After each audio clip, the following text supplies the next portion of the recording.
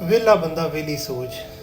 ਪਹਿਲਾ ਵਕਤ ਹੁੰਦਾ ਸੀ ਕਿ ਮੋਬਾਈਲ ਨਹੀਂ ਸੀ ਹੁੰਦਾ, ਬੰਦੇ ਨੂੰ ਰਾਤ ਨੂੰ ਨੀਂਦ ਨਹੀਂ ਹੁੰਦੀ ਤੇ ਉਹ ਜਾਗ ਕੇ ਨਾ ਤੇ ਐਵੇਂ ਦੁਬਾਰਾ ਨੂੰ ਵੇਖ ਉਤਲ ਵੇ ਆਪਣੀਆਂ ਸੋਚਾਂ 'ਚ। ਹੁਣ ਇਹ ਵੇ ਕਿ ਮੋਬਾਈਲ ਆ ਗਏ ਹੈ ਤੇ ਹੁਣ ਅਗਰ ਨੀਂਦ ਨਹੀਂ ਹੁੰਦੀ ਮੋਬਾਈਲ ਨਾਲ ਲੱਗ ਪਈਦਾ। ਅੱਜ ਮੈਂ ਮੋਬਾਈਲ ਤੇ ਰਹਿ ਕੇ ਲੋਕਾਂ ਨਾਲ ਗੱਲਾਂ ਕਰੀਏ। ਵਿਹਲਾ ਬੰਦਾ ਵਿਹਲੀ ਸੋਚ। ਮੇਰਾ ਇੱਕ ਨਾ ਅਜ਼ੀਜ਼ ਦੋਸਤ ਸੀ ਬੜਾ ਕਰੀਬੀ, ਮੇਰਾ ਬਹੁਤ ਹੀ ਅੱਛਾ ਉਹਦੇ ਨਾਲ ਜਿਹੜਾ ਰਿਲੇਸ਼ਨ ਸੀ, ਸਾਰਾ ਸਿਸਟਮ ਹੈ। ਮੈਂ ਉਹਦੀ ਜਾਇਦਾਦ ਦਾ ਅੰਦਾਜ਼ਾ ਲਾਇਆ ਤਕਰੀਬਨ ਕੋਈ 3000 ਕਰੋੜ ਦਾ ਮਾਲਕ ਹੈ। ਲੇਕਿਨ ਲਾਈਫ ਹੈ ਇੰਦੀ ਹੈ, ਆਪੀ ਇੱਕ ਮੁਲਕ ਹੈ, ਫੈਮਿਲੀ ਬਾਹਰ ਹੈ, ਬੱਚੇ ਬਾਹਰ ਨੇ, ਸਾਰੀ ਫੈਮਿਲੀ ਬਾਹਰ ਹੈ। ਮਹੀਨੇ ਦਾ ਤਕਰੀਬਨ ਕਰੋੜਾਂ ਦੇ ਹਿਸਾਬ ਨਾਲ ਕਿਰਾਇਆ ਵਸੂਲ ਕਰਨਾ ਹੈ। 5000 ਦਾ ਵੀ ਫਿਰ ਹੋ ਜੇ ਪੂਰੀ ਰਾਤ ਨੀਂਦ ਨਹੀਂ ਆਉਣੀ ਕਿ ਮੈਂ ਉਹਦੇ ਕੋਲ ਪੈਸੇ ਲੈਣੇ ਨੇ। ਨਾ ਦਾ ਮੁਸਲਮਾਨ, ਨਾ ਉਮਰਾ, ਨਾ ਅੱਜ। ਵਿਹਲਾ ਬੰਦਾ ਵਿਹਲੀ ਸੋਚ। ਮੈਂ ਇੱਕ ਦਿਨ ਉਹਨੂੰ ਆਖਿਆ ਕਿ ਜਿਸ ਟਾਈਮ ਤੂੰ ਮਰ ਜਾਣਾ ਉੱਥੇ ਕੰਮਣ ਲੱਗ ਪਿਆ ਵੀ ਮਰ ਜਾਣਾ, ਲੇਕਿਨ ਨਹੀਂ, ਮੈਂ ਮਰ ਜਾਣਾ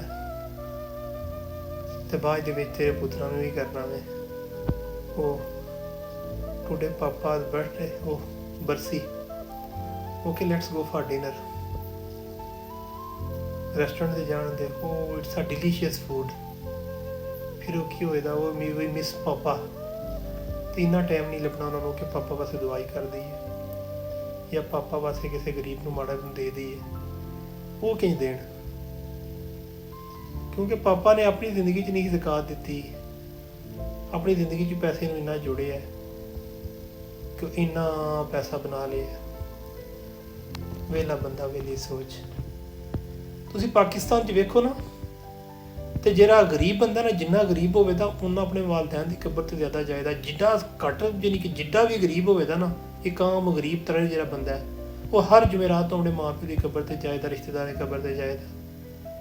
ਤੇ ਜਿਉਂ ਅਮੀਰ ਹੁੰਦੇ ਜਾਓ ਤੇ ਜਨਾਬ ਉਹਨਾਂ ਕੋਲ ਟਾਈਮ ਹੀ ਨਹੀਂ ਹੋਣ ਲੱਗਾ ਆਪਣੇ ਦੀ ਕਬਰ ਤੇ ਜਾਓ। ਫਿਰ ਸਾਲੇ ਬਾਅਦ ਅੱਬੇ ਦੀ ਬਰਸੀ ਹੁੰਦੀ ਹੈ, 2 ਦੇਗਾਂ ਚੌਲ ਦੀਆਂ ਬਣਾਈਆਂ ਵਣ ਸੜੀਆਂ, 5-10 ਮਿੰਟ ਬੈਠੇ, ਦੁਆ ਮੰਗੀ ਤੇ 100 ਰੁਪਏ ਉਹ ਮੇਰਾ ਉਹ ਕੰਮ ਫਰਾਣਾ ਰਹਿ ਜਾਣਾ, ਅੱਬੇ ਦੀ ਬਰਸੀ ਤੇ ਬਹਿ ਗਏ ਆ, ਪੁੱਤਰਾਂ ਵਾਸਤੇ ਕਮਾਇਆ। ਹਾਲਾਂਕਿ ਅੱਲਾ ਨੇ ਆਖੜਿਆ ਕਿ ਤੁਸੀਂ ਤੁਹਾਡੇ ਸਾਰਿਆਂ ਦਾ ਆਪਣਾ ਆਪਣਾ ਹਿਸਾਬ ਹੋਣਾ,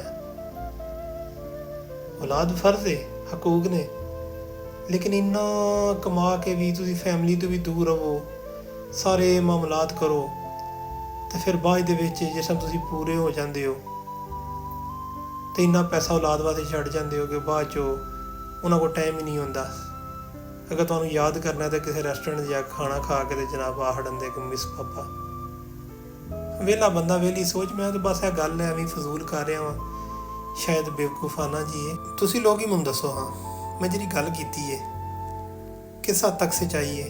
ਹਰ ਇੱਕ ਜਿਹੜਾ ਬੰਦਾ ਮੈਨੂੰ ਸੁਣਦਾ ਹੈ ਸਾਹਿਬ ਔਲਾਦ ਦੇ ਸਾਰੇ ਸਿਸਟਮ ਹੈ।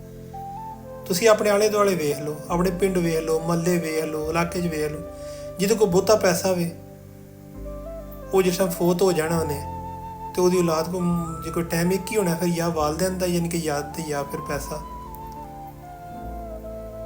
ਤੇ ਅੱਲਾਹ ਤਾਲਾ ਵੀ ਆਖੜਿਆ ਕਿ ਜਿਹੜਾ ਪੈਸਾ ਵੀ ਇੱਕ ਤੁਹਾਡੇ ਵਾਸਤੇ ਇੱਕ ਅਜ਼ਾਬ ਦਾ ਬਾਇਸ ਵੀ ਹੈ ਤੇ ਇੱਕ ਫਿਤਨਾ ਵੀ ਹੈ, ਤੇ ਜਿਹੜਾ ਤੁਹਾਡੇ ਵਾਸਤੇ ਇੱਕ ਬੜੀ ਵੱਡੀ ਅਜ਼ਮਾਇਸ਼ ਹੈ।